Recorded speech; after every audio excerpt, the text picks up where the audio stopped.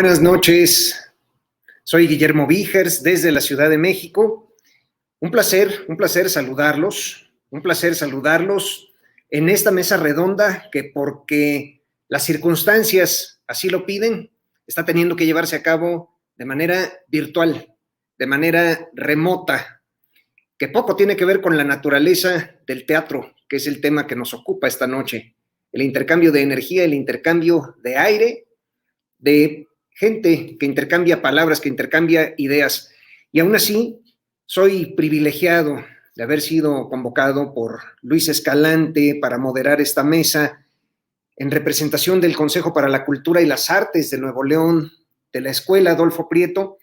Agradezco esta distinción al Festival Norte Creativo, que es un festival de emprendimiento para artistas y creativos en su cuarta emisión en este año 2021. Y quiero dar la bienvenida a tres colegas con los que puedo decir que me une la pasión. Creo que por el torrente sanguíneo de estos cuatro animales de teatro que van a tener frente a ustedes en un momento, circula el bicho del teatro desde siempre y todo indica que hasta siempre. Es un placer esta noche poder saludar a Jerry Elizondo, hasta Monterrey, Nuevo León. Buenas noches, Jerry, colega, comunicólogo, egresado de la misma alma mater del TEC de Monterrey, es decir, que cojeamos del mismo pie, entendemos perfectamente esto de las claves de las materias y de la educación a distancia desde hace tiempo. Es un honor saludarte y un honor saber que como esos pósters que tienes atrás, se ve tu pasión por el teatro musical y por el musical de gran formato.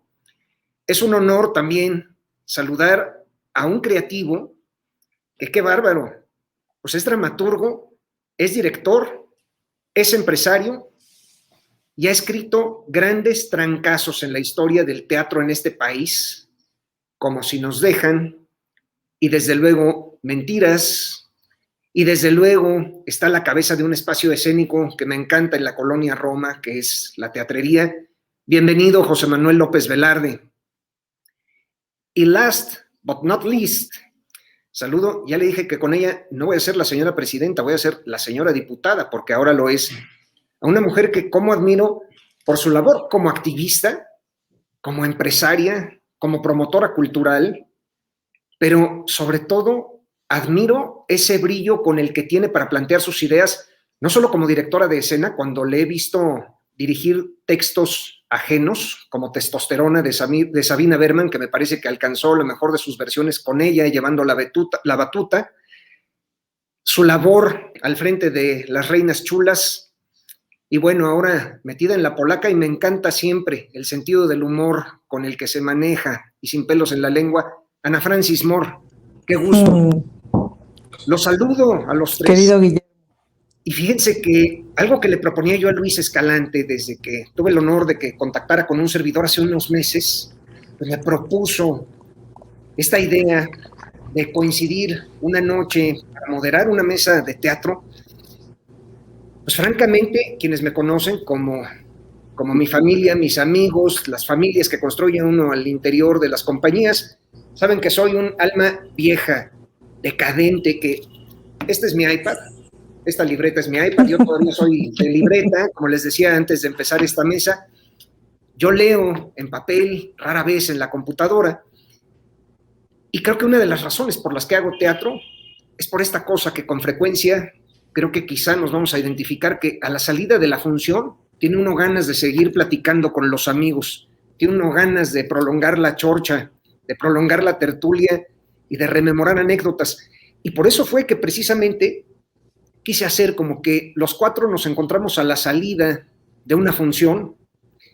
Digo, faltan los terris, así de viejo soy, así de decadente que soy, de terry, no soy de mezcal, no soy de tequila, pero hagan de cuenta que a reserva de que nos los echemos personalmente, este es el tipo de atmósfera que quise promover para esta noche, poder platicar en el lenguaje con el que cada uno se sienta más cómodo y poderles hacer preguntas que de cada uno de ustedes tres, desde distintas trincheras, me intrigan. Bienvenidos y gracias por aceptar esta invitación. Gracias por esta plática virtual. Muchas gracias, Guillermo. Hablando demasiado, pero... Eres un gran conversador y eres un encanto para recibir. Muchas gracias. Ay, qué linda. Muchas gracias, Ana Francis. Bienvenido, José Manuel. Bienvenido, Jerry. Y fíjense que empiezo por plantear esto a manera anecdótica. Hace como 3 semanas estaba yo en una junta de creativos en el changarro de al lado, porque han de saber que ahorita le pedí la oficina prestada a Alejandro Gou, porque en la oficina del Teatro 2 hay junta de creativos y dije, no hay manera de que se escuche y de que me logre yo aislar. Más o menos a esta hora, quizá un poco más tarde, en medio de una junta de creativos, alguien de pronto dice, oigan, va a temblar. ¿Cómo que va a temblar? Y a la mesa, pobrecitas sentadas, una niña de Argentina, una niña de Venezuela, les dije, tranquilas, esto para nosotros es lo más común. En ese momento lo prioritario es la supervivencia y claro que mandamos a la fregada los calendarios y las apps y la sincronización y el color del vestuario y la textura del tapiz. Lo inminente era salir vivos de ese terremoto del pasado 7 de septiembre. ¿A dónde voy con esto? Así un poco nos agarró a cada uno de los que estamos conformando esta mesa redonda este drama de la vida real llamado el COVID-19. Quiero preguntarles en dónde los agarró y qué tuvieron que abandonar para dedicarse a la supervivencia, a lo prioritario. ¿Quién abre? Pues si quieren yo me arranco. Por favor. Porque además lo tengo bien fresco. Me agarró después de estrenar Entre Pancho Villa y una mujer desnuda, con teatro lleno, un éxito total, la gente revolcándose de la risa. Y dimos, me parece que 2 o 3 semanas de temporada nada más. Me agarró en el primer partido en el que las Pumas jugaron en el estadio de CU, cerrando, era una de las actividades de cierre del Festival Tiempo de Mujeres que se hace en la Ciudad de México, que hasta ese entonces tuve chance de formar parte del comité curador. Y claro, primero pensé, bueno, será como lo de la influenza, ¿no? Que sí cerramos el teatro, que 1 mes, fue tremendo recuperarse de ese mes de cierre, pero bueno, ¿no? Y la verdad es que muy pronto, a las 2 semanas, quedó claro que no iba para allá, sino que iba para más largo, y entonces a la semana 3 empezamos a hacer cabaret en línea y empezamos a hacer cápsulas para comunicar por medio de sketches políticos y de sketches de comedia y tal, pues para comunicar que si Susana a distancia y que si esto y que si lo otro y que si aquello. Digamos que la precariedad como tal, o la emergencia como tal, llegó después de varios meses, porque luego empezamos a trabajar, a reaccionar, a trabajar en línea. Fuimos como de las primeras que ¡pum! Luego, y la gente fue muy generosa, también la gente como que pensaba que aquello iba a durar 1 mes, 2 meses, entonces nos compró un montón de boletos, de lo que les vendimos nos lo compraron y entonces pudimos conservar todos los empleos que teníamos, etcétera, etcétera. Pero luego se fue poniendo intenso y chistoso, pues, ¿no? Es decir, pues luego fue quedando claro lo que ya era claro, pero se hizo más que evidente, que la precariedad de quienes hacemos teatro es mucha, que la precariedad de quienes además tenemos un espacio cultural independiente es brutal, que la precariedad en la que viven sobre todo muchos de los compañeros, de vivir al día es importante de tomar en cuenta. Y entre las cosas, por ejemplo, que me sorprendieron mucho del estudio que hizo la UNAM con respecto a los ingresos, y que ha sido, creo, de mis reflexiones más importantes en este año y medio de pandemia, es que hay muchísimos artistas de teatro en la Ciudad de México y en todo el país, pues, pero voy a hablar específicamente de la Ciudad de México, que viven con menos de 10,000 pesos. Y eso genera una otra forma de vida de la que hay que ocuparse y que hay que verla. Y eso me puso a pensar muchísimo en las diferencias sociales que hay al interior de nuestra comunidad, en nuestro clasismo, en nuestro racismo, etcétera. Y dije, bueno, pues a lo mejor ahorita que estamos con tiempo, es momento de ponernos ese espejo enfrente y empezar a hablar de eso y empezar a, pues, a ponerlo enfrente, pues, ¿no? Sí, la industria, sí, el teatro, sí, qué onda. Me entró como esta cosa de el teatro, por supuesto que va a sobrevivir, porque el teatro es lo más viejo de todo, es más viejo que las religiones. Pero, ¿qué onda con la comunidad teatral? ¿Cuánto podemos aguantar? ¿Qué onda con los espacios? ¿Cuánto podemos aguantar? Con el duelo de perder años, ¿no? Es decir, pues el vicio ya abrió, como muchos de los teatros, etcétera, ahí va, pero volver a donde estábamos, digamos, al punto de donde estábamos, que no era jauja, era vivir, pues nos va a tomar años, pues, ¿no? Al espacio le va a tomar años. Hacer ese duelo, ¿no? En fin, pero ahí me agarró. José Manuel López Velarde, una pausa tan larga que, vaya, yo agradezco nunca haber escuchado que íbamos a estar detenidos completamente cerca de 14 o 15 meses en el mejor de los casos. Qué bueno que fue poco a poco, ¿no? Y que eventualmente venía la calma. ¿Cómo te toma a ti como creador? ¿Sirvió como inspiración? ¿Te generó algún tipo de ansiedad que pudieras canalizar a través del papel y la pluma en un nuevo texto, quizás? No. ¿Sabes qué? A mí me agarró justamente también en una temporada muy exitosa del último Teatro del Mundo. Yo no estaba en la Ciudad de México porque eran las vacaciones de mis hijas de la escuela y ya se siguieron. O sea, yo ya no las mandé las últimas 2 semanas, creo que hubo nada más o una. Y entonces nos tocó cerrar esa temporada sin estar ahí. Ahora sí que dieron la teatrería fue, si no el primero de los primeros teatros en cerrar, y entonces fue a la distancia, fue la última función, yo creo que la última función muy probablemente forever del último teatro del mundo, y pues fue como muy fuerte no poder hacer ese duelo y no poder vivirlo con ellos, ¿no? O sea, si no nos era posible ir, y ¿sabes qué? Como que yo al principio sentía como esta obligación bueno, si vamos a tener este tiempo sin teatro, en el sentido de sin teatros abiertos, pues seguramente me voy a poner a escribir, tengo que generarlo, ¿no? O sea, tengo que generar textos, tengo que generar ideas para el teatro, y sabes que para mí fue más naturalmente, porque además tuve la posibilidad de hacerlo, como más bien como de alejarme, como de me puse a hacer otras cosas, me puse a hacer, o sea, cosas también artísticas, pero que hace mucho que no hacía, como pintar, como hacer bonsáis, felting, muchas cosas de esas. Y ¿sabes qué fue para mí como muy importante? Y todavía estoy en ese proceso, como plantearme mi vida sin teatro.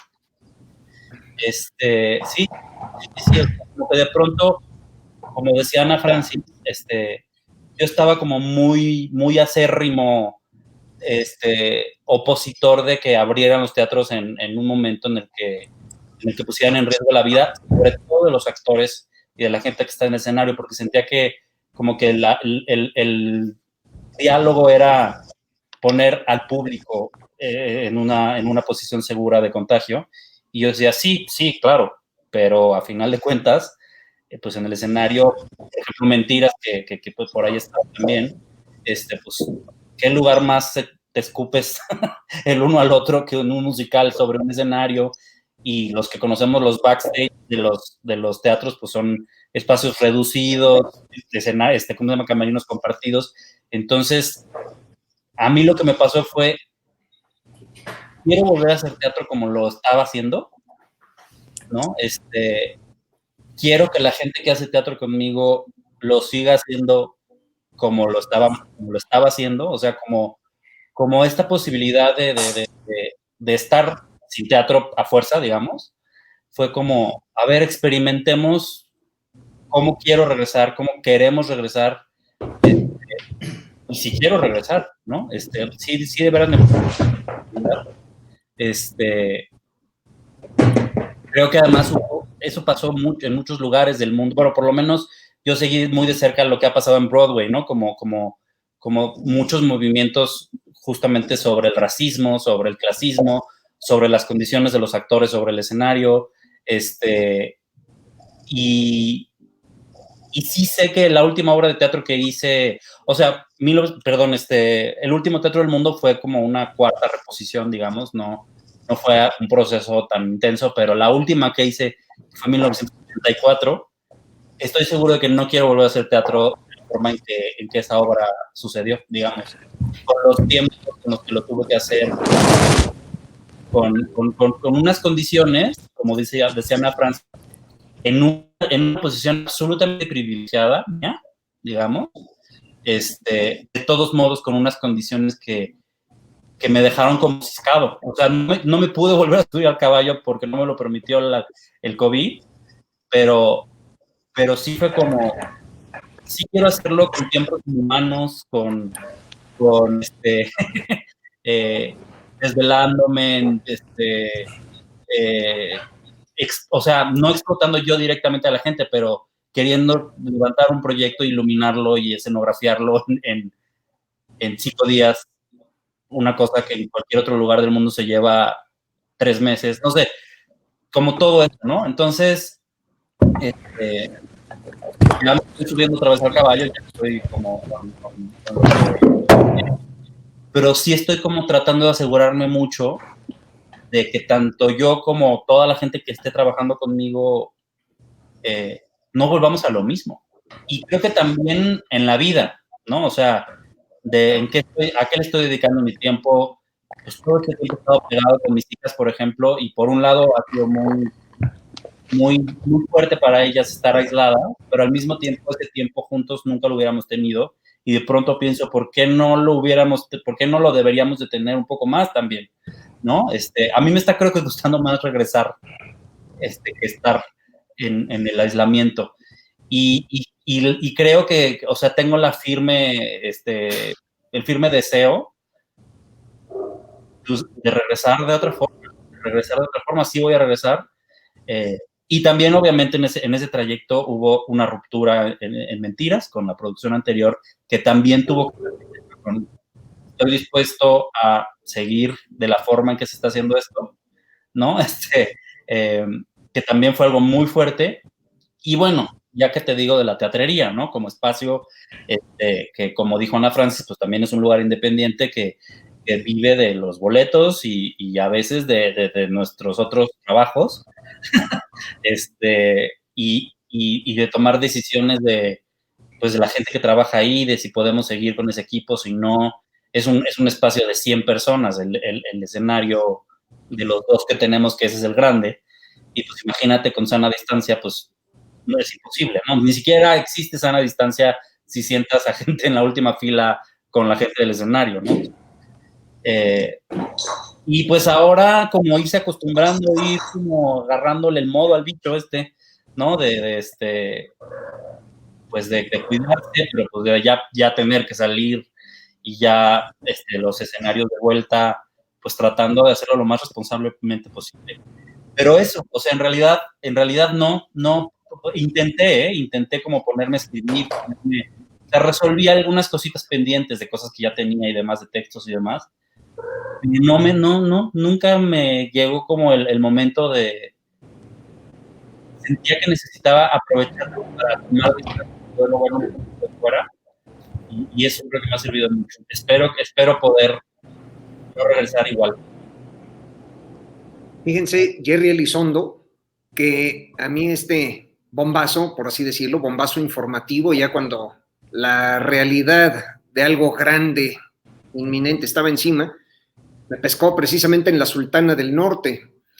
Estaba yo por segunda vez de visita con Jesucristo Superestrella. Habíamos ido la primera vez a la Arena Monterrey. Y pues claro que dijimos, bueno, si fue un éxito en la Arena Monterrey, para una segunda vuelta, vamos al Pabellón M, cabe mucha menos gente, y claro que va a ser un éxito. Naturalmente, si son menos butacas, van a volar los boletos. Y cómo me acuerdo que a punto de empezar la primera función, me llaman con cara de preocupación a un camerino, don Enrique Guzmán y Eric Rubín. Dicen, oye, nos acabamos de asomar, no está vacío, pero ¿por qué no está agotado? Dije, chin, Lo comparé como Ana Francis. Primero con lo de la influenza dije, híjole, vamos a tener que parar mes y medio, 2 meses. Y en cuestión de 24 horas, esto estaba pasando a mediados de marzo, estaba yo al día siguiente en la mañana aquí en México y me acuerdo que al tiempo que iba yo entrando a los camerinos, las caras lánguidas, ¿no? Del ensamble, oiga, no nos diga que nos vamos a quedar sin trabajo, ¿de veras vamos a parar? ¿Cómo te toma a ti esto en Monterrey? ¿Qué traías entre manos? ¿Qué estabas a punto de estrenar o qué estabas ensayando? ¿Qué derechos tenías vigentes? Yo acaba de anunciar que íbamos a hacer Rock of Ages, o la era del rock. Justo teníamos como 2 semanas de que lo habíamos como lanzado al público y lo dejamos ahí en stand-by. Afortunadamente en nuestro caso no tuvimos, no habíamos hecho audiciones, no habíamos hecho gran cosa aún, apenas lo habíamos anunciado. Entonces, de alguna manera u otra, no nos afectó tanto el posponerlo, ¿no? Creo que nos pescó justo como en un tiempo safe para todos, ¿no? El hecho de no estar ya en el teatro o estar en medio de ensayos, creo que para nosotros de alguna forma fue bueno. Y sí, ese proyecto se quedó pospuesto, está pospuesto hasta nuevo aviso, hasta que podamos regresar al teatro bien aquí. Les pregunto para ver quién dice yo para responder a esto. La vacuna ya es una realidad, la vacuna está aquí, ciertamente se ha dicho que no garantiza que nos contagiemos o no. Yo fui un ejemplo de ello, a pesar de haber tenido las 2 dosis de Pfizer, tuve COVID. Gracias a Dios comprobé que efectivamente fue benigno, que fue leve, encerré a piedra y lodo en mi casa, que es la de ustedes, durante 22 días, pero pues ustedes lo saben, y no es de ahora, es de tiempo atrás. Hay mucha gente que está en contra de las vacunas, y hay mucha gente que no está dispuesta a aplicarse la vacuna contra el COVID. ¿Qué va a pasar si al interior de las compañías de teatro que cada uno de ustedes representa, hay gente que diga, pues no me quiero vacunar? ¿Debe convertirse en un requisito indispensable por respeto a la integridad de los otros? ¿Cómo piensan manejarlo? Pues yo te diría que en México no es tan grave el asunto de las personas que no se vacunan, es alrededor del 10% de la población que dicen, no me voy a vacunar. A diferencia, por ejemplo, en Estados Unidos es el 25%, en Francia también es el 25%, o sea, un poquito para tener como el comparativo. Obviamente en Estados Unidos se centra en el centro de Estados Unidos, no en las orillas, ¿no? Como ya sabemos. No vamos a hacer relaciones políticas en este momento, pero así funciona, ¿no? La verdad es que yo soy más de la idea de la libertad, ¿no? Es decir, pues de la libertad de vacunarse, de la libertad de tránsito, de la libertad de qué bueno que no cerraron aeropuertos acá, en fin, como de esas cosas. Yo soy más en ese sentido. Ay, no lo sé, es decir, estoy con pura gente vacunada. Bueno, no, voy a trabajar con personas que no se han vacunado, pero ya asumí la sana distancia en la vida, cosa que me ha venido bien. Creo que me he dado cuenta de que en realidad no me gusta besar a la gente más que a la gente que me gusta besar. Entonces, la sana distancia me ha facilitado un montón de cosas en ese sentido, pues, ¿no? Como en términos de la relación física con las personas. Pero bueno, ya asumí la sana distancia en ese sentido. Pues ya asumí también el cubrebocas como en corto, en las conversaciones y tal. Pues ahorita justo de diputada, ahí te encargo la cantidad de gente con la que estoy todos los días, ¿no? Entonces, pues traigo el cubrebocas pegado y ya. Y ya asumí que vamos a vivir con eso. Entonces, no, yo soy de la idea de no. De si nos metemos en esta onda de quién trae vacuna y quién no, pues nos metemos en un otro grado de discriminación que, como si no hicieran falta varios, pues, ¿no? Y luego ahorita, más con esto que sacó Estados Unidos, de nomás estas vacunas pueden entrar a Estados Unidos, ¿no? Yo sí soy de la decisión de, pues entonces no voy a entrar a Estados Unidos, pues, ¿no? O sea, váyanse a la goma, bola de groseros, por no decir otra cosa. Pero sí, soy como de esa onda. y ya, pues, ¿no? O sea, asumir que así es la cosa, asumir que ahora la dirección de escena toma ese tono, ¿no? O sea, tiene que tomar esa distancia, tiene que tomar como esos lugares, lo cual, pues, ¿cómo le haces para que dos se amen con sana distancia, ¿no? Pero pues ya encontraremos la manera. Pero sí, yo sí soy más de la idea de, pues, ¿cómo prohibir eso, no? Es que fíjense que trato de citar casi textualmente y de no sacar de contexto una declaración de Emmanuel Macron en Francia hace más o menos 2 o 3 semanas, que dijo, está bien, no te quieres vacunar, pero entonces por tu decisión no se van a ver perjudicadas mis hijas, no vas a tener permitida la entrada a restaurantes, a museos, a cines. ¿Creen que es una medida radical favorable? ¿Creen que México debería imitarla o que debe respetar esta libertad de la que habla Ana Francis? Bueno, en realidad ya tienen la opción de hacerse pruebas y hay lugares de pruebas rápidas en todos lados, en la calle. Cuesta, ¿no? O sea, cuesta y caro. Entonces, no nada más es la vacunación, en el caso de Francia, sino también es que te dan un pase o sea, para poder entrar al restaurante con tu prueba, ¿no? Entonces, ahí hay como un cierto matiz. Y sí me parece una decisión muy compleja, o sea, en las producciones, por ejemplo, de series, o sea, de empresas grandes,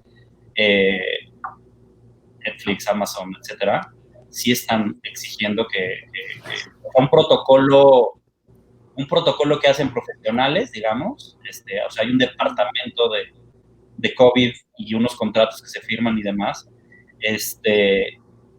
y no sé, para mí, yo no lo tengo tan claro como Ana Francis en el sentido de, por supuesto que no obligaría a nadie a vacunarse, pero al mismo tiempo no sé si me sentiría cómodo en que en un musical, por ejemplo, que en Mentiras, que hay 4 personas cantando a todo pulmón en escena, hubiera una persona que pudiera poner en riesgo a las otras 3. Entonces, de hecho, ahorita estamos ensayando concierto de Mentiras, pues cito las 4, ellas, de hecho, una no tenía tantas ganas de vacunarse, pero ella dijo, sí, me voy a vacunar porque todas están vacunadas, ¿no? Y se hacen pruebas cada semana y ensayan, a veces con cubrebocas, cuando solamente están ellas, 4 no. O sea, hay más que la pura vacuna, me parece, pero sí me parece muy fuerte el que arriesgues la salud de las otras personas. Pero creo que no podría de plano obligarlo, más bien creo que no sé si ponerlo como requisito es lo mismo que obligar a alguien. Pero sí me parece que justamente lo que en mí ha cambiado, digamos, en mi postura totalmente, digamos, clara en no se pueden abrir los teatros. Cuando en pleno pico de pandemia, digamos, sin vacunas, es que hay vacunas. O sea, me parece que hoy los podemos abrir porque sí tenemos una posibilidad tanto de estar vacunados como de tener un mejor conocimiento de la enfermedad y una mejor posibilidad de tratamiento. Mi hija tuvo COVID hace un mes y verdaderamente el pediatra infectólogo nos decía cada cosa que iba pasando y así era. O sea, cuando empezó esto era de no sé ni cuál es el síntoma, ni cuánto duró, ni el oxígeno me lo quitan, no me lo ponen, no. Pues estábamos totalmente nuevos. Entonces, sí creo que eso hace que hoy tengamos la posibilidad, pero sí me parece muy fuerte que poner en riesgo a otras personas en una situación absolutamente vulnerable, independientemente del director, de los que están sobre el escenario. Y cantando, por ejemplo, en este caso, o sea, cantando es lo más riesgoso que hay, ¿no? O sea, hubo contagios totales de coros y, o sea, casos así estudiadísimos de hasta dónde llegó la saliva, que llegó hasta el segundo piso de la iglesia en el coro, ¿no? Entonces, pues, no sé qué contestar exactamente, pero híjole, poner en riesgo la vida de los otros está cañón. Hay una inquietud que ventilé con mi carnalazo del alma, que fue mi socio durante 11 años, juntos produjimos 20 obras, Juan Torres. El otro día que nos vimos para comer, le dije, oye, güey, ¿cómo funcionaría hoy día que compráramos los derechos de una obra? Y se acuerdan, pues que hace 10 años uno sabía que el kickoff, el lanzamiento de la publicidad, a partir de tal fecha estoy en la cartelera, y entonces el tamaño del desplegado, y ahí le vamos midiendo la temperatura al agua para saber si hay que pautar en este periódico y en este otro, y que es más caro los sábados y los domingos. Hoy por hoy, que la gente tiene hasta repulsión por tomar la edición impresa de un periódico, más allá de que ha caído en desuso. ¿Cómo viene el marketing de una nueva etapa de vida para las artes escénicas? ¿Cómo debe mercadearse una obra del formato que ustedes me digan? Los tres tienen esta visión de empresarios. Platíquenme. No, para mí el periódico murió hace muchísimo. O sea, en el sentido de lo caro, lo inaccesible, el público que lo lee, lo poco. O sea, hoy en día tú puedes, pues ahora sí que saber a quién le estás mandando el mensaje, qué edad tiene, qué tipo de música, obra, o sea, buscando o sea, tienes una posibilidad de ser mucho más eficiente en tus gastos, digamos, de publicidad, porque puedes, pues, dirigirlo con mucha precisión, y me parece que independientemente del COVID, pues antes de eso ya estábamos buscando la forma de poder, pues sí, de poder promocionarnos de una forma más eficiente y menos cara, ¿no? También creo que hay pocas producciones mexicanas que se pueden permitir un pedazo de periódico que cuesta lo que una producción. Entonces, yo creo que eso ya es un refuerzo, si acaso, me parece, lo impreso. No le veo mucho futuro, la verdad. Fíjense que una de mis pasiones es el cine, como espectador. Incluso siendo comunicólogo siempre tuve claro que el cine me encantaba como espectador, pero no tenía yo la paciencia como para dedicarme al cine. Me gusta la adrenalina del teatro, ¿no? Que todos nos subimos a la montaña rusa y en ese momento pasamos por la subida, la bajada, y ahí viene la vuelta de cabeza. Me encanta eso. Sin embargo, les confieso que en este año 8 meses he ido una sola vez al cine. Al teatro sí he ido.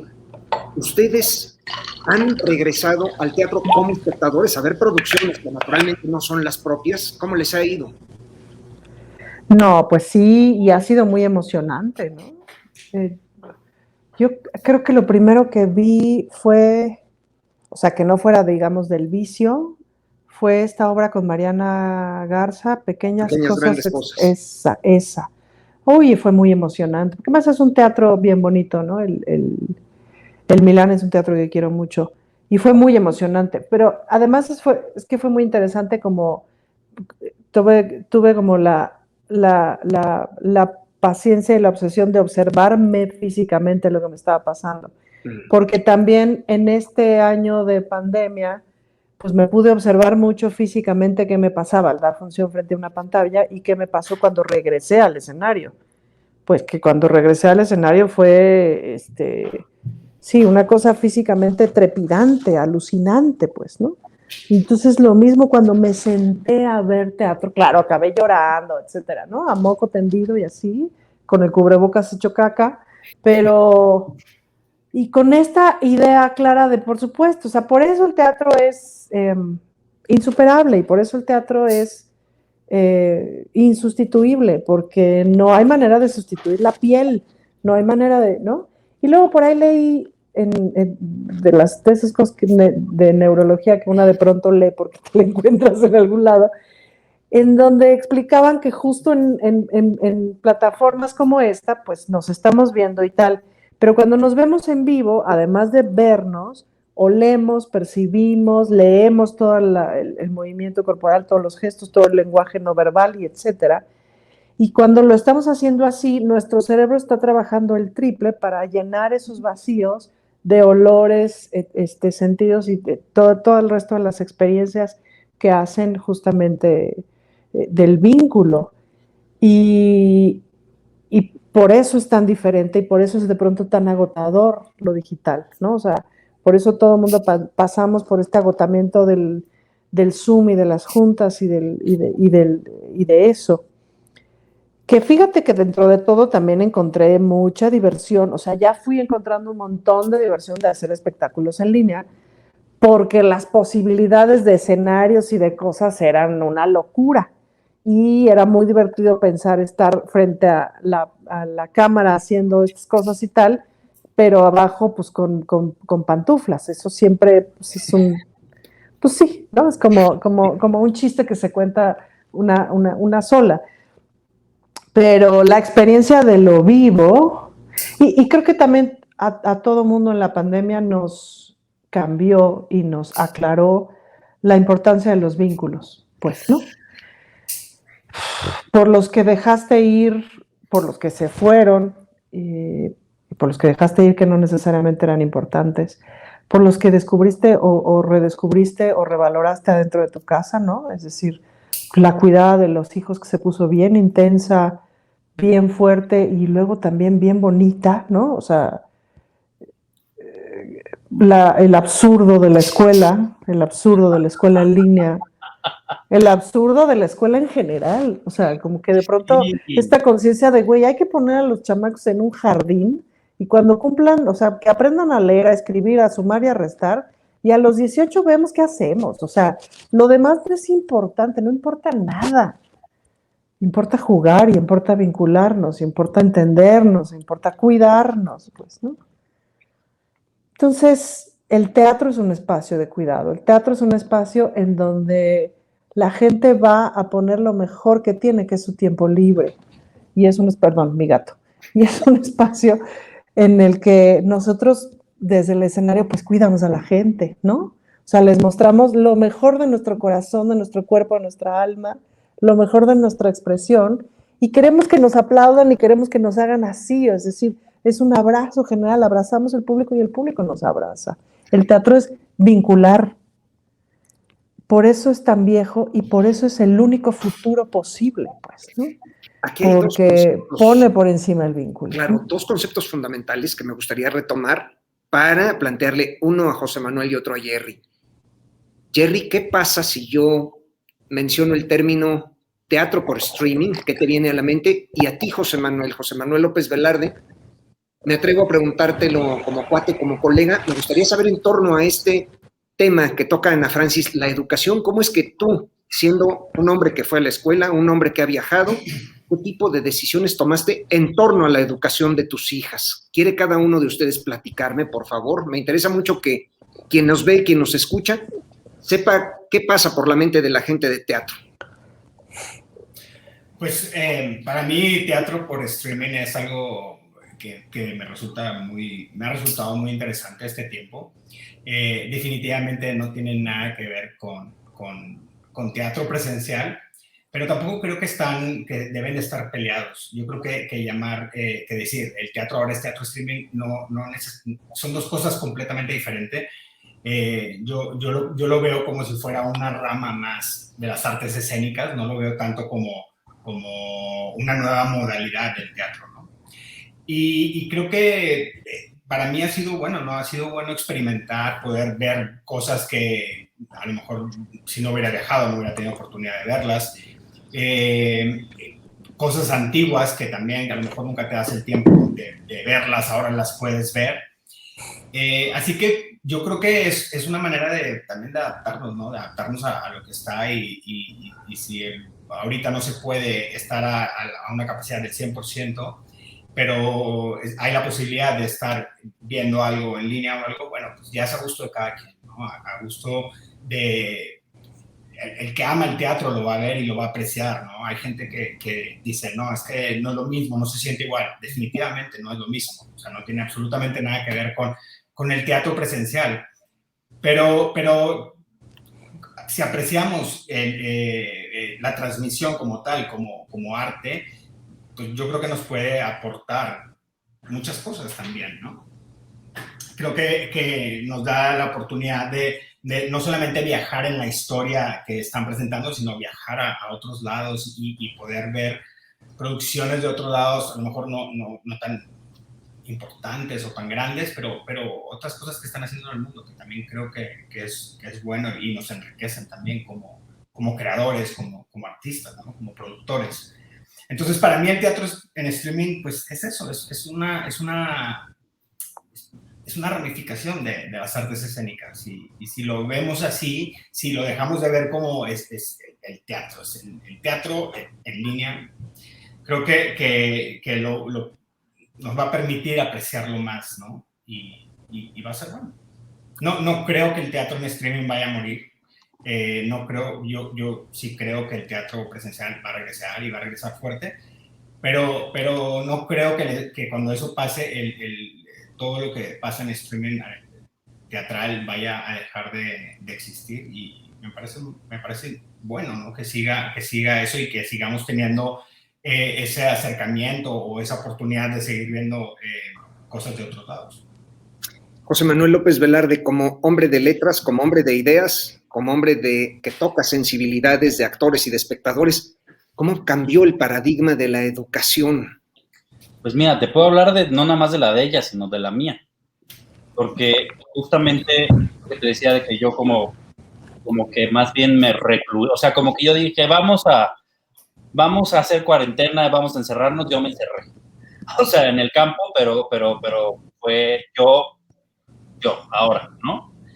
Y la pandemia me dio posibilidad que no había antes de tomar un curso de puppets con una puppetera inglesa, de tomar un taller de guión en Sundance, uno de showrunners en UCLA, de bonsai con un japonés, o sea, una serie de oportunidades que no existían. O sea, yo varios de esos talleres los había querido tomar y no podía porque tenía que ir a Londres o a California o a donde sucedieron estos talleres y no existían online. O sea, también fue la necesidad de que fueran así. Y también incluso, sobre todo, por ejemplo, en los de guiones, se creó una comunidad interesante de mis compañeros de guiones que estaban todos uno estaba en Brasil, otro estaba en Italia, otro alemán, otro gringo. O sea, hubo una cosa que fue bastante nefasta, que en el de UCLA consiguieron como una plataforma que es como un saloncito con una mesa de billar. O sea, como un saloncito visto por arriba, como de estos como de jueguitos antiguos, que es un monito de pixel. Entonces, como normalmente en ese curso la segunda noche te juntas con tus compañeros para que te conozcan, pues eran los monitos, entonces te ponías ahí, le picabas, te salía el video y podías platicar con él, o podías jugar billar. Y había un lugar donde había como una discotequita y se supone que bailabas con el monito. A los 15 minutos estaba hasta la madre, estaba harto. Mis hijas agarraron mi monito y ellas se pusieron a picarle y a moverse por todos lados, estaban fascinadas. A mí me pareció nefasto. Pero bueno, te digo, ahí yo tuve una oportunidad que normalmente no tengo el tiempo, que no existe esa oportunidad, porque están en otros lugares. Y también yo creo que eso llegó para quedarse. O sea, hay muchas cosas, mucha oferta ahora educativa, digamos, que ya no tiene exactamente que ver con eso. En cuanto a mis hijas, y que además ya era una postura que yo traía desde antes, digamos, clara con la educación, que a mí todavía me tocó, creo que soy no sé, espero ser de las últimas generaciones de tienes que estudiar una carrera, incluso si vas a ser artista, estudia una carrera, que sí sea una carrera, por si no funciona lo otro y demás, y la universidad y el papelito y demás.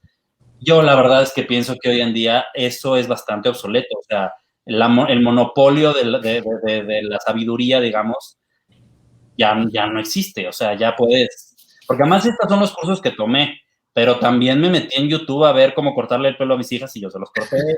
O sea, sí me explico. O sea, en realidad, de pronto, yo siempre quise hacer bonsáis de niño, por ejemplo, pero decía, y agarraba arbolitos y les colgaba cosas como para que les pesaran, según yo, para que no tenía la forma de acceder a esa información.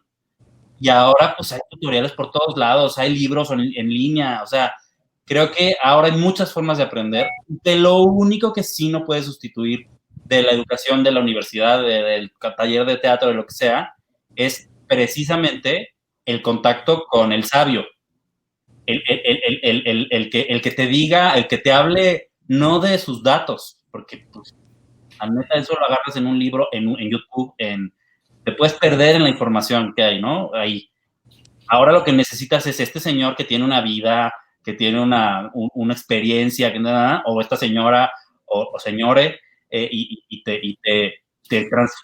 esa otra parte que fue la que tuve muy clara con mis hijas, porque al principio también con la pandemia el mundo cayéndose en pedazos, y había muchos papás muy preocupados por ¿y cuántas horas van a ir a la escuela? ¿Y cómo vamos a hacer para rescatarles el año?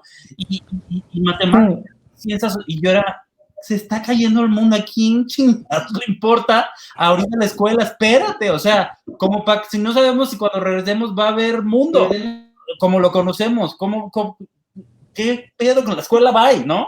Y después lo que me pasó ya con el online y toda esta cosa, que al principio yo estaba como muy de, no, sí que entren, que no sé qué, y me estaba peleando con ellas porque nomás no les interesaba lo más mínimo el online.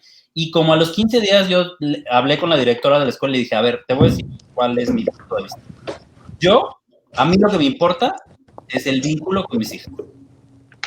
Si voy a vivirme peleando con ellas para que entren, si voy a tener que estar sentado a un lado ahí como gendarme para que no se distraigan de la que nunca le agarraron la onda, porque además mis hijas antes de esto no habían tenido contacto con pantallas. O sea, yo las tenía como, ya tendrán toda la vida para estar pegadas a una computadora y un teléfono y un iPad, que jueguen con tierrita y con piedritas y acá fue un sumergimiento en pantallas todo el día y yo estaba de, si no aprenden matemáticas, me vale un cacahuate que entren, yo no voy a estar peleando con ellas, yo voy a aprovechar justamente para robustecer mi vínculo con ellas, no al revés, no pelearme. Y lo que fue clarísimo es lo que les hacía falta a mis hijas y lo que era lo más importante, que fue lo que dijo Ana Francis, y que fue lo que más resintieron, de hecho creo que es lo único que resintieron, fue el contacto real y cercano con gente de su edad, con sus amigas, independientemente de si pasaban el año, si no, si lo iban a reponer después. Afortunadamente, además, todo el mundo se quedó atorado y entonces toda esa generación tendrá que reponer el conocimiento que le falte para pasarnos fregados. Además van en una escuela. Entonces, también eso fue una bronca porque justamente lo Montessori es antipantalla y entonces los jóvenes de la escuela Montessori de mis hijas estaban tratando de encontrar una forma de preservar su método Montessori en Google Meet. Y entonces era de que ya acababan los niños, que se supone que ellos tienen que decidir qué hacer. En ese medio acababan todos los niños metidos en YouTube. Ya se habían perdido. Ya estaban en el chat poniendo frutitas, o sea, no había forma. Entonces, pues, eso, o sea, creo que lo mismo que te digo de como de mi distancia y de cómo vamos a regresar, eso es lo que es importante. Y ya esta cosa de la escuela, ¿qué? O sea, mis hijas me dicen, quiero ser no sé qué, y les digo, pues puede haber miles de formas de llegar ahí, miles. O sea, hay todavía yo creo que un cirujano, pues sin título, ¿no?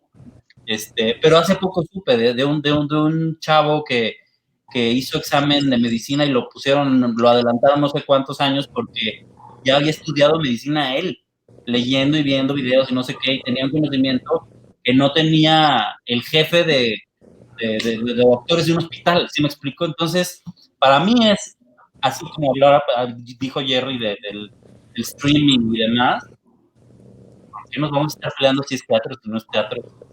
La fregada, si es efectivo y si funciona y si se descentraliza, si el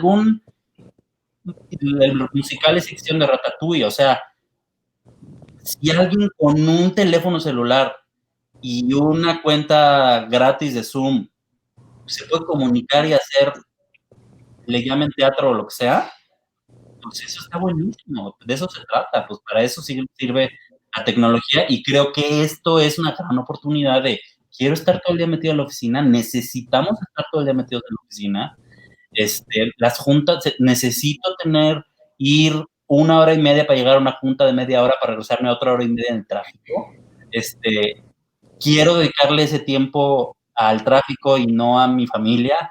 Yo creo que es un sacudidón para replantearse muchas cosas, incluida la educación, y pues por ahí lo agarré conmigo y con mis hijas.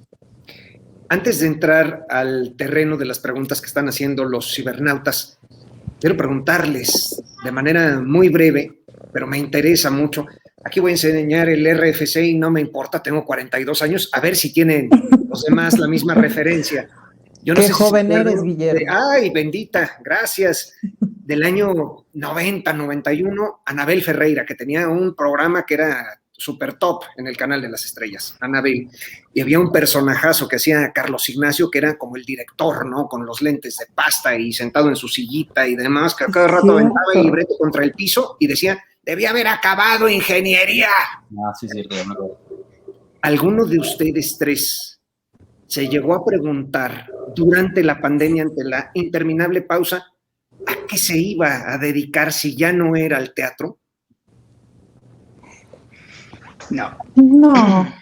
Yo sabes que una cosa que creo que me aclaró la pandemia fue cuando empezaron estas discusiones de lo que pasa es que es en línea, entonces no es teatro, pero sí es teatro, pero no sé qué. Y nosotras ya habíamos estrenado 3 espectáculos, ¿no? Entonces fue así de, güey, como siempre me pasa en el cabaret, es decir, miro hacia el teatro y digo, pues síganle discutiendo mientras, ¿no? Mientras hay que hacer cosas. Dejen de discutir y dejen de prolongársela con esas payasadas de si esto es teatro o no es teatro. ¿Qué te importa, güey? Conéctate con la gente, cuenta una historia, fin. Luego vamos a ir a teatro, no. En 15 años publicamos un libro de análisis que van a leer 8 y está padre, sí está padre, pero sí lo van a leer 8, ¿no? Entonces, en ese sentido, como que entendí que yo era contadora de historias. Fin, pues, ¿no? Y claro, o sea, entonces por eso era no sencillo, pues, pero por eso fue muy natural pasarse a la en línea, pasarse al cabaret Zoom, pasarse al teléfono, al WhatsApp, lo que sea, porque lo importante es contar una historia, porque ¿qué puede haber en este mundo más apasionante, divertido, que es como misión, ¿no? O sea, Diosito me puso aquí para contar historias. Y claro, cuentas una historia para lograr algo. ¿Para lograr qué? Pues cambiar el mundo, porque mismo que los teatreros no querramos cambiar el mundo. Obvio queremos cambiar el mundo, ¿no? Claro, ¿hacia dónde? Ya es otro punto. Pero, pues contar historias cambia el mundo. Cambia el mundo propio y cambia el mundo de las demás personas. Entonces, pues no, la neta no. Más bien, en todo caso me moví de lugar en términos de, pues si ya no vuelve a haber teatro o lo que sea, o no hay teatro 10 años o lo que sea, bueno, yo contaré historias. Fin. Yo como te dije, sí. O sea, yo sí estuve como... O sea, lo que sí tenía claro desde el principio, porque además te digo, 1984 me fue fatal. O sea, a mí como no a la obra, a mí fue, una pesadilla, la verdad. A nivel creativo, dices, como director. O sea, desde el casting hasta el último día. O sea, todo fue complicado, todo fue difícil. De esos hijos que vienen enredados en las vueltas. Ya nos volvió a dejar el actor porque está haciendo una serie de Netflix imposible que alguien se comprometiera a hacer una obra de teatro que era o sea, de quién no quiere hacer a Winston, ¿no? O sea, y luego de procesos imposibles, ¿no? O sea, vas a estrenar una obra de teatro con una producción totalmente nueva, con pantallas, con no sé qué, en vivo, y la vas a hacer en 5 días, ¿no? Y yo no es que les juro que no se va a poder, hasta que pues no se podía, y entonces ya era resuélvelo como sea, desvelar, o sea, no, estuvo bien feo, la verdad. Y entonces se junta con esto, digamos, y a mí lo que me pasó, yo no sé, o sea, yo soy un contador de historias, pero creo que no me atrae tanto contar historias si no creo universos. O sea, a mí me gusta como crear universos, no nada más de la pura historia, sino todo lo que está como alrededor. Y de alguna forma lo que me pasó fue que me puse a hacer felting, no sé si sepan qué es eso, pero haces cosas, volúmenes con lana y con una aguja. Y entonces empecé a hacer personajes y empecé a hacer sea, pero más personajes que iban saliendo ahí, ¿no? ¿Cómo se llama eso? Perdón, para salir de mi ignorancia. Son como con lana, la vas picando y entonces se va compactando.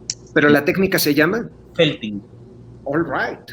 Mira. Entonces, pues, de repente empezaba a hacer una bola y le sacaba cola y esos tienen unos personajes ahí rarísimos y entonces creo que algo que pasó fue que como que yo me di la oportunidad de como de alimentarme a mí en esa, así como dicen a Francis, en esa vocación, me parece como muy clara de, pues con el bonsai estaba yo haciendo el árbol que tiene que parecer viejo y que el aire lo tiró, y es otra vez como crear un mini escenario, digamos, ¿no?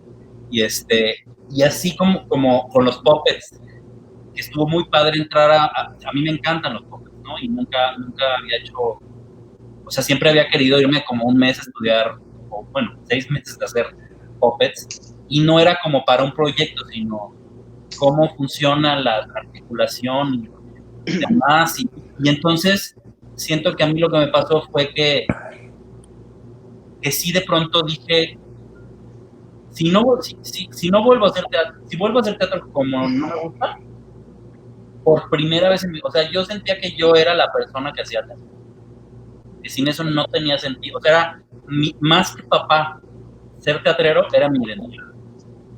Y acá dije, no a costos sangrantes y horribles, y también hay otros medios que había dejado como muy de lado, aunque en el teatro también algo que me gusta mucho, por lo menos el teatro que hago es que aplico todas estas sapiencias y técnicas, pero de pronto dije, tal vez podría crear universos y contar historias de otra forma, que nunca me había atrevido, o sea, y el asunto con Mentiras, de todo lo que sucedió, de separarme de los productores de Mentiras y de cerrar esa temporada, digamos, también tuvo que ver con también darme ese valor a mí como persona de, si no es bien, no es como debe de ser, digamos, obviamente con sus bemoles, no tiene que ser perfecto, prefiero no. O sea, si no vuelve a haber mentiras, prefiero que no haya mentiras, pero no quiero que siga siendo equivocado y sufriente no. Entonces, eso, o sea, a mí sí me sirvió mucho la posibilidad de que no existiera el teatro en mi vida. Para valorarlo, y para valorarme, no nada más soy la persona que y no existiendo de nuevo. Fuerte. Creo que eso me puede poner en un lugar muy diferente para el teatro. Jerry, ¿en dónde te veías? ¿Abriendo un restaurante vegano? ¿Trayendo ropa de Italia? ¿Dónde era el destino si no en el teatro? No, aquí en el teatro. Realmente yo creo que todos los que hacemos teatro, todos los que nos dedicamos a esto, una parte de eso también es la incertidumbre, ¿no? Siempre tenemos incertidumbre, si nos va a ir bien, si va a funcionar el show, si va a ir el público, ¿no? Es algo, yo creo que a lo que todos estamos acostumbrados a un poco siempre estar como a la expectativa, siempre estar abiertos a ver qué va a pasar y no rendirnos, ¿no? Yo creo que eso es otra de las cosas que todos tenemos en común, no nos rendimos tan fácilmente. Entonces, no, yo creo que sí iba a cambiar, además, porque no sabíamos cuánto tiempo iba a durar, hasta cuándo vamos a regresar al 100%, pero creo que es un tema de adaptarnos, de seguir en la lucha y no, la verdad es que no me veo haciendo otra cosa. Al contrario, un poco como menciona José Manuel, también exploré otras cosas que me interesaban y que nunca me daba el tiempo. Ahora, por ejemplo, con todo el tema digital, pues empecé a estudiar todo el tema de edición, de cómo grabar y todo ese tipo de cosas que en otro momento a lo mejor me hubiera tardado más en hacerlo, pues ahora me di el tiempo, ¿no? de hacerlo y he estado explorando eso también y de alguna u otra manera encontré otra pasión al lado y creo que las he podido compaginar bastante bien así que no, espero nunca perder esa idea de seguir dedicándome a esto y mercadeo. Me encanta la idea. A ver, muchachos, vamos ahora a pedirle a Eder que nos empiece a presentar las preguntas del público. Eder, tú que estás por ahí, estamos en tus manos. Dice así Luis Escalante: desde el tema de política pública, ¿qué tanto está contribuyendo la Ley de Espacios Culturales Independientes que tiene la Ciudad de México para incentivar la reactivación de los teatros autónomos en el contexto del COVID? Pues esa yo se las contesto fácil. Por favor. No está contribuyendo en nada porque no está reglamentada. Hay un paso que ocurre a partir de que apruebas una ley que tiene que ocurrir el reglamento. Entonces ha habido una serie de atorones entre los cambios de secretario, luego de encargada del despacho, luego ahora secretaria de Cultura Vanessa Bojorquez, y justo estoy con Vanessa trabajando ya en eso. La semana que entra tenemos una reunión para ver el reglamento. El problema del reglamento es el siguiente, que la Ley de Espacios Culturales Independientes tiene que tratar de una manera los espacios culturales independientes, pero tiene que tener un otro trato los espacios que tienen espectáculos, pero que no necesariamente son espectáculos culturales.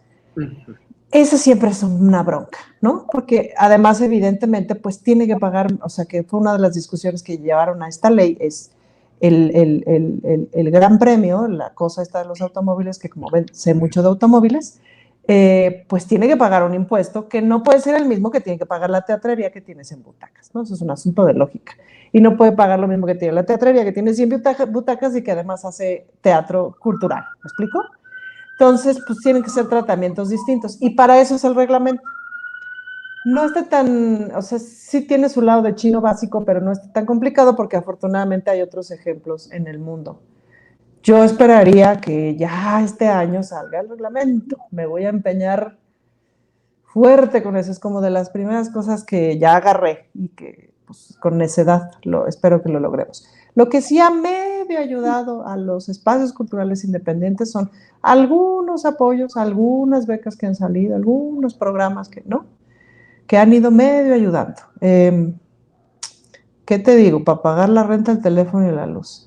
Del grupo al que pertenece el vicio, Si bien te va. Si bien te va.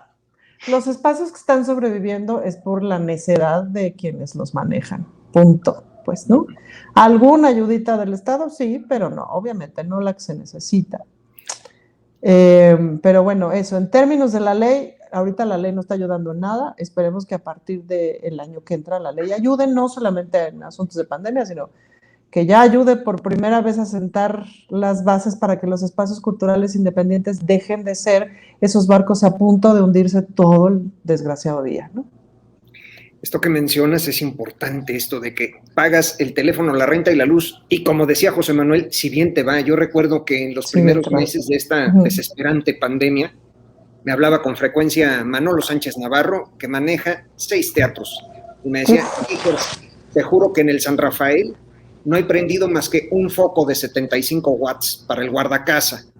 ¿Por qué me sigue llegando la cuenta de luz por 60,000 pesos? Claro, porque como resulta que ante CFE hay tabuladores en función del tamaño del recinto de las butacas, los propietarios de los teatros, ¿qué les digo? Del Insurgentes y demás, siguieron pagando miles y miles de pesos con ingresos cero.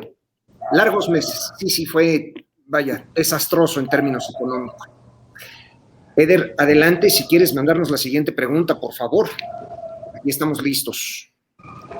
Para Jerry Elizondo, para regresar a carteleras de la ciudad de Monterrey, ¿qué hace falta? ¿Más espacios? ¿Adecuar los espacios o formar a los espectadores para nuevas propuestas? Yo creo que faltan muchas más producciones, o sea, al lado de la Ciudad de México no tenemos absolutamente nada que hacer. Yo creo que hace falta más proyectos, obviamente, más proyectos, y que los espacios sean accesibles para los productores que hagan más proyectos, ¿no? Y definitivamente falta crear conciencia con los espectadores de consumir el teatro. Aquí falta mucha conciencia, falta mucha pues ganas por parte del público, ¿no? De apoyar las producciones locales. Pero yo creo que por ahí vamos, poco a poco. Espero que cuando regresemos al 100 esto cambie y mejore. Porque Monterrey es una ciudad grande, ¿no? Es una ciudad grande que como tal merece tener pues buenos espectáculos y mucha más variedad, ¿no? Más oferta cultural, teatral y de todo tipo, no solamente cine, no solamente conciertos. Entonces, faltan muchas cosas, yo creo que faltan muchas cosas todavía. ¿Qué tanto, les pregunto yo, ustedes tres que están acostumbrados a producir espectáculos, a generar su trabajo, qué tanto se ha modificado el riesgo de producir teatro? ¿Es más peligroso ahora que antes? ¿Se han incrementado algunos gastos, algunos costos? Pues sí, por supuesto que sí. Sí. O sea, bueno, de entrada, como dijo Ana Francis, y siempre estamos en la incertidumbre de si vamos a seguir la semana que entra con la temporada antes del COVID, pues ahora incluso aventarte a hacerlo pues está más difícil, ¿no? También me parece que, o sea, sin apoyo del gobierno, digamos, incluso con el teatro, se vuelve mucho más difícil que la iniciativa privada se aviente a hacer proyectos que no sean, que no creen que van a ser un éxito, que sean muy comerciales. O sea, creo que eso está más difícil. O sea, obviamente la gente quiere arriesgar menos, porque además, pues todavía ni siquiera salimos. Estamos hablando como si ya hubiera acabado, pero todavía no salimos y ya hay muchos negocios quebrados y mucha gente que sigue viviendo de sus ahorros o que se le acaban de acabar. Entonces, sí, definitivamente es más difícil y por supuesto que pues en realidad para que realmente contara con la seguridad que se necesita en específico de protocolos COVID, pues de entrada necesitas pruebas para tu elenco, para tu equipo técnico, para las juntas, cubrebocas, tener espacios más abiertos para la sana distancia. Idealmente lo que ha pasado en otros países es que se han readaptado los teatros para tener sistemas de filtración. O sea, ¿qué te digo? No, hombre, bueno, sí, absolutamente. En series y demás, hay departamento COVID, o sea, en los presupuestos hay departamento COVID y cubrebocas, pruebas y demás que son del tamaño de un departamento como vestuario, ¿no? Por ejemplo, entonces, sí, definitivamente es mucho más difícil. Y yo, por ejemplo, que preguntaron, yo no he ido al teatro todavía. Yo no he ido, como les digo que entré en esta cosa como de, quiero como renacer un poco en el teatro, me quiero como alejar, y además pues yo tengo 2 niñas que no están vacunadas, evidentemente, sí todavía me da mucha cosa estar en un lugar, todavía no me aviento, acabo de hacer prensa la semana pasada, yo en el escenario con los periodistas en una sala muy grande, en el Telmex, bueno, ex Telmex 1, en el Centro Cultural 1. Estaba yo así de, yo me lo quito, y luego en los 1 a 1 era así de, yo estaba, esa oficina justo en la que estás tú, abriendo todas las ventanas, yo en termofóbico, todavía no le agarro bien la onda, bastante justo, ¿no? Eso, o sea, sí está más complicado. Supongo que hay más gente que como yo también que todavía, sí me la pienso. O sea, ¿cuál es el show que me va a sacar de mi burbuja? A punto de cerrar esta conversación, platíquenme. No sé si lo vivan igual que yo, pero pues yo soy animal de rituales. Yo creo que por eso me gusta el teatro, ¿no? Porque exige ser puntual y exige, vaya, una flexibilidad muy limitada respecto al horario para dar la tercera llamada, en fin.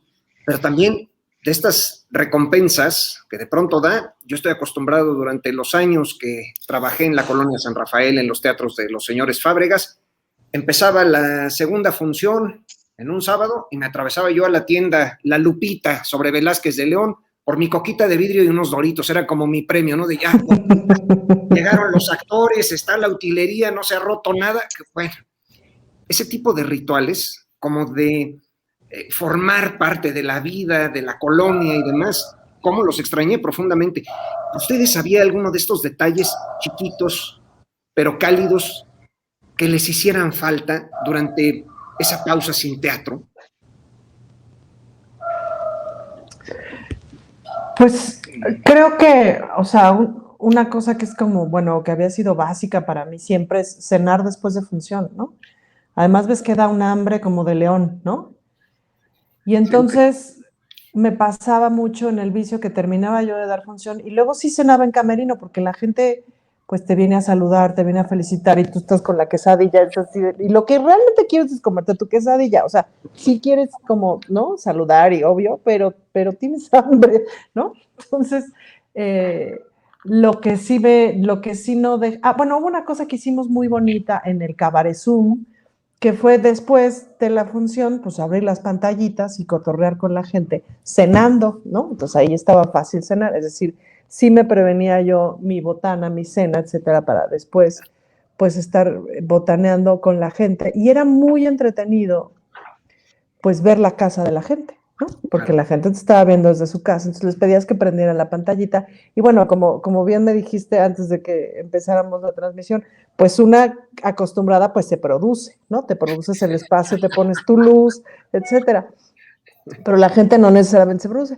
Entonces, pues sí, te encontrabas obviamente echados en la cama. Descubrí, por ejemplo, 300 modelos distintos de sillones para ver la tele, muy cómodos, ¿no? O sea, que era así de, güey, yo quiero ese sillón donde estás tú, mascotas, etcétera. Pues además, bueno, gente de todos lados del mundo, en fin, como esas cosas eran muy, muy bonitas. Y conversar sobre y cómo estás viviendo la pandemia, pues, ¿no? Eso fue muy lindo. Y entonces recuperar esta tradición de sí cenar después de función fue como una cosa como que sí daba paz, ¿no? José Manuel y Jerry, ¿qué extrañaban específicamente? En el ámbito teatral. Sí. ¿Qué extrañabas de no estar en un teatro a lo mejor en viernes a las 9:15 de la noche viendo una función o tomando notas? Fíjate que para mí es como, o sea, yo no estoy por el escenario, para mí es como, no es tan... De hecho, una de las últimas obras que hice estuve sobre el escenario, que fue Infidelidad, y dije, no lo vuelvo a hacer, o sea, ya ahora sí me queda claro que yo comprometerme cada jueves a estar ahí, me sentía como de, no, yo quiero ya hacer otra cosa, ¿no? Pero ahora que estoy ensayando algo que están cantando, cuando el primer día que oí cantar personas enfrente de mí, digamos, o sea, no en una pantalla, no en una grabación, dije, qué delicia, ¿no? O sea, sí, o sea, extrañaba un cuerpo real cantando, o sea, una voz de aire, digamos, no a través de un micrófono, o de una pantalla, eso es algo que a mí me encanta, por ejemplo, de hacer musicales, cuando estás alrededor del piano y hay gente cantando, y si el lugar tiene buena acústica, ya, cielo, es el cielo. Y me di cuenta de que lo extrañaba. Creo que a mí ahora lo que me está pasando es empezarme a dar cuenta de lo que extrañaba. Porque te digo, yo agarré esta onda de recluso, minimalista, monástico, de guardarme, me guardé. Y ahora que me estoy exponiendo de nuevo, está padre. Me encanta. Jerry.